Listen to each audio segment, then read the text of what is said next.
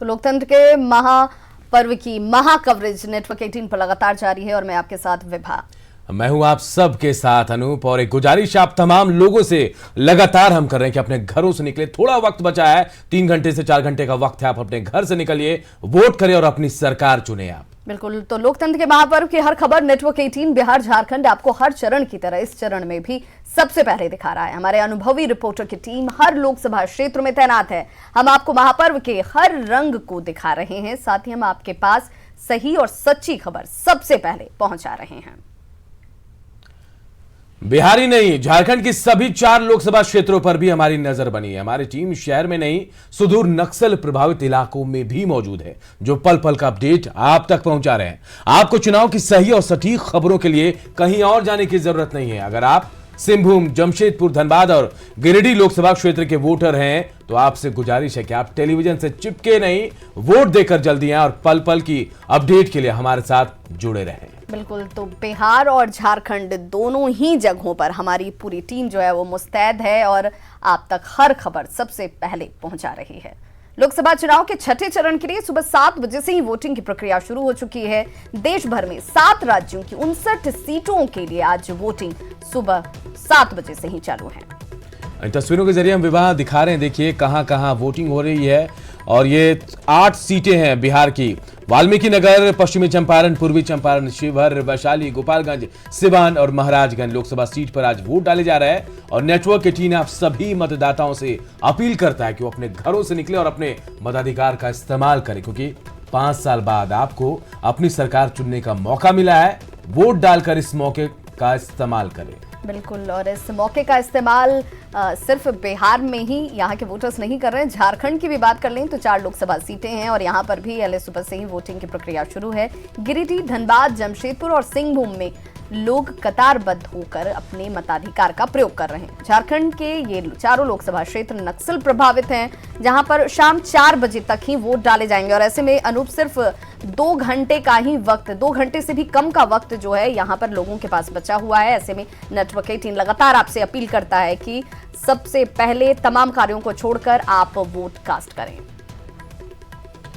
तो देखिए हम आपको इन तस्वीरों के जरिए वोट के लिए जागरूक कर रहे हैं। वहीं हम आपको बता दें कि आज आम के साथ खास लोग भी वोट कास्ट करने पहुंचे हैं। मतदान में कोई पीछे नहीं रहना चाहता है। झारखंड की तस्वीरें हम आपको दिखा रहे हैं। झारखंड के दिग्गजों ने मतदान किया। 5 तस्वीरें, इन तस्वीरों में आपको दिखा रहे हैं सरकार में मंत्री सरयू राय, जिन्होंने जमशेदपुर में अपने मताधिकार का इस्तेमाल किया। तो वहीं धनबाद में सांसद पीएन सिंह ने अपना वोट कास्ट किया। वहीं सीएम रघुवर दास ने भी जमशेदपुर में पूरे परिवार के साथ अपना वोट डाला। तो कोड़ा परिवार यानी मधु कोड़ा और गीता कोड़ा ने भी सिंहभूम में अपना वोट डाला। तो दिशुम गुरु शिबू सोरेन ने भी बोकारो में अपने मताधिकार का इस्तेमाल किया। यानी खास के साथ साथ आम के साथ साथ खास लोगों ने भी अपने वोट कास्ट किए हैं।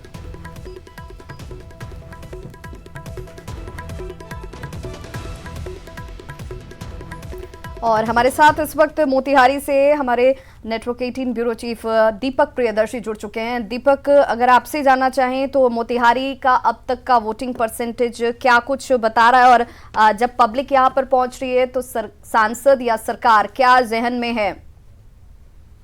देखिए, जाहिर सी बात है कि अभी जितने भी सुबह से पोल हो रहा है, अब सांसद और सरकार दोनों ही है, क्योंकि सुबह से जितने भी वोटर से हमने बात की, सबने डेवलपमेंट की बात की, राष्ट्रवाद की भी चर्चा हुई। कुछ वोटर ने राष्ट्रवाद को भी कहा कि वो भी एक मुद्दा होगा जब हम वोट करने के लिए जाएंगे।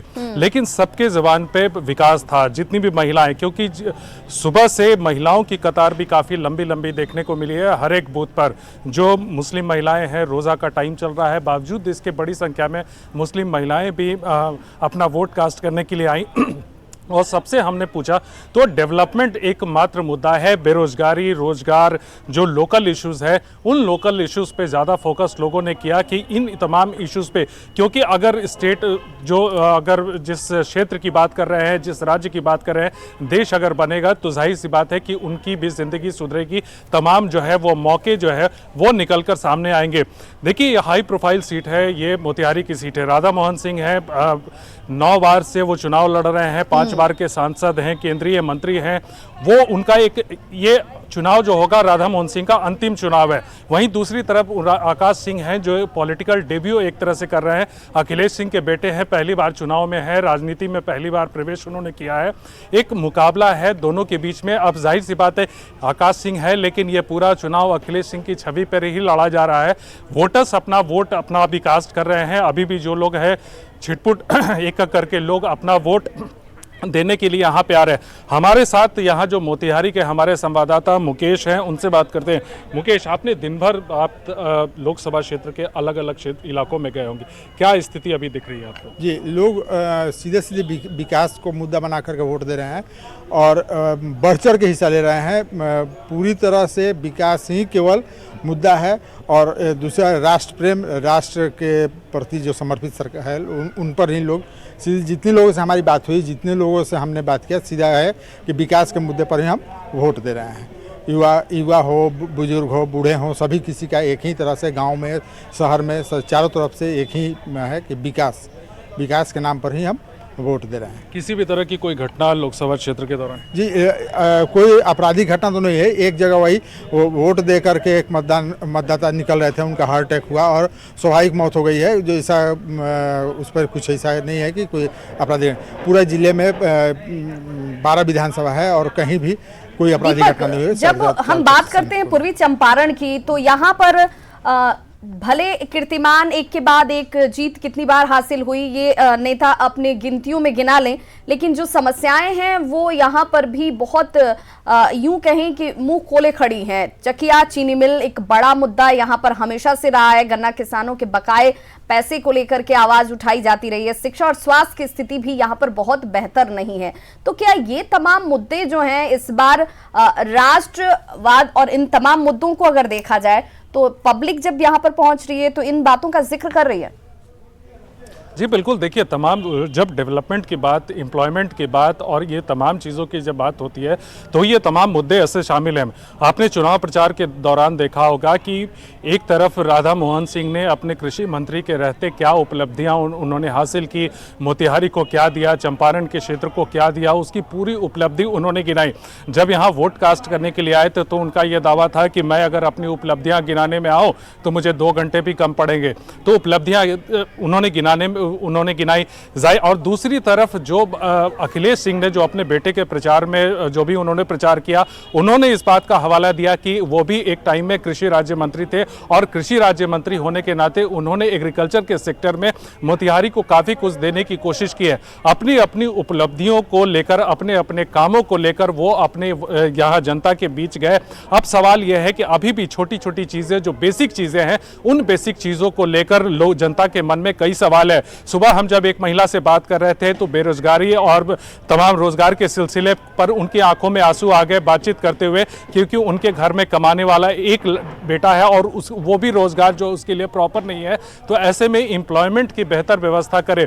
महिलाओं से बार बार हमने कहा, महिलाएं महंगाई से त्रस्त है। ऑब्वियस है कि इस घर का सारा मैनेजमेंट महिलाओं को करना होता है, तो ऐसे में महंगाई उनके लिए एक काफी मुद्दा है। बिल्कुल दीपक, मुद्दे कई हैं और विभा शायद कई मुद्दे ऐसे जो छूट रहे हैं राष्ट्रवाद के नाम पर या फिर दूसरे जो मुद्दे उनके नाम पर, लेकिन अन्य भी हमारे साथ जुड़ी हुई है जमशेदपुर में। अन्य इसके पास चलते हैं। अन्य, आप जहां इस वक्त खड़ी है, कहीं ना कहीं ये कह सकते हैं माफ कीजिएगा, मुख्यमंत्री का होम डिस्ट्रिक्ट है ये और पूरा जोर इस बार फिर से बीजेपी का लगा है और जेएमएम के कद्दावर नेता चंपई सोरेन यहां पर है। मुद्दे क्या है वहां पर?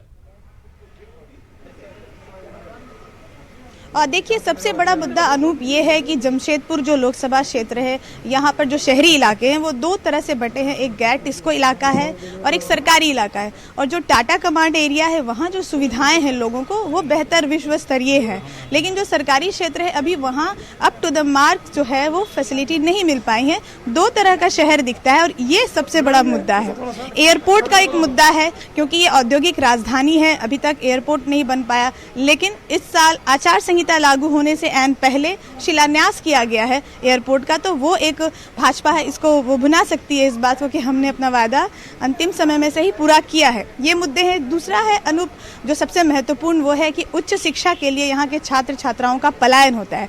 +2 तक बहुत अच्छी शिक्षा की व्यवस्था है जमशेदपुर में, ये अपने अच्छी स्कूलिंग के लिए जाना भी जाता है, लेकिन उच्च शिक्षण संस्थानों की यहाँ काफ़ी कमी है। एक मेडिकल कॉलेज का सपना दिखाया गया था सालों से, मणिपाल का जो टाटा के सहयोग से यहाँ स्थापित होना था, जो पब्लिक जो सरकार के सहयोग से इन दोनों पार्टियों की मदद से ये बनाना था, लेकिन वो अभी तक योजना जो है वो धरातल पर नहीं उतर पाई है। ये सारे मुद्दे ऐसे हैं अनूप जो आगे की जो है दिशा तय करेंगे प्रत्याशी की। बिल्कुल, और कहीं ना कहीं ये मुद्दे चाहे बीजेपी का सांसद हो विभा या फिर जेएमएम के भी सांसद वहां से हैं, लेकिन ये मुद्दे अब भी हावी हैं और शायद इन्हीं मुद्दों को लेकर जनता आज फिर वोट करने यहाँ पहुंच रही है। बिल्कुल, तो कम से कम उन जनप्रतिनिधियों को इस बात का भी ख्याल रखना होगा कि अब वो वक्त चला गया है कि हम एक ही मुद्दे को हर 5 साल के बाद आएं और फिर ये कहें कि भाई हम अगले मौका दीजिए और फिर हम इसे दुरुस्त कर देंगे या सुधार देंगे।